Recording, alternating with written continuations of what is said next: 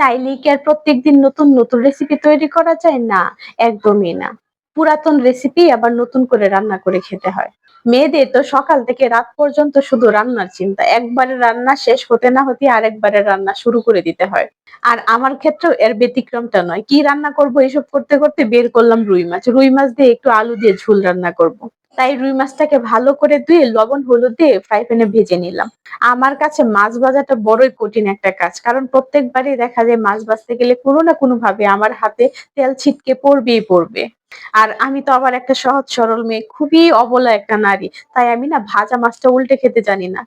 এজন্যই হয়তো আমার মাছ ভাজতে গিয়ে আর উল্টাতে গিয়ে আমার এত পেরেশানি পোহাতে হয়। আপনাদের মাছ ভাজতে গেলে কার কি অবস্থা হয় অবশ্যই কিন্তু কমেন্টে জানিয়ে যাবেন।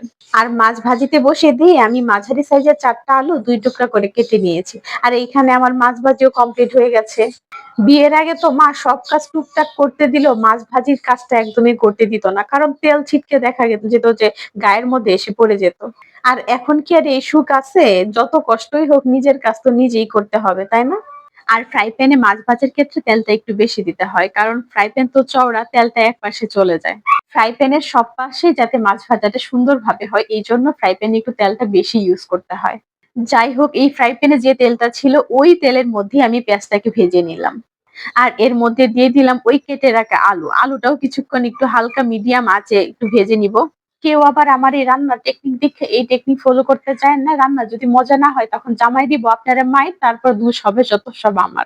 ভাই আমি একদমই কোনো ঝামেলায় জড়াইতে চাই না। আপনাদের যার, যার ইচ্ছে মতো যেরকম ইচ্ছে সেরকম রান্না করতে পারেন। আর আমার যেভাবে ইচ্ছে করতেছে ঐরকম ভাবেই রান্না করার ট্রাই করতেছি।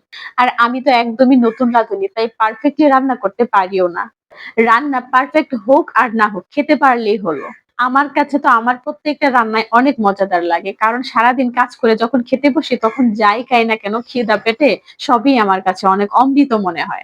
আল্লাহ আমার কপালে একটা ভালো মানুষ জামাই জুটাইছে, উনিও কিচ্ছু বলে না। আমার রান্না যেমনই হোক না কেন মুখ বুজে চুপচাপ খেয়ে নেয়। আবার মাঝে মধ্যে একটু, একটু প্রশংসাও করে।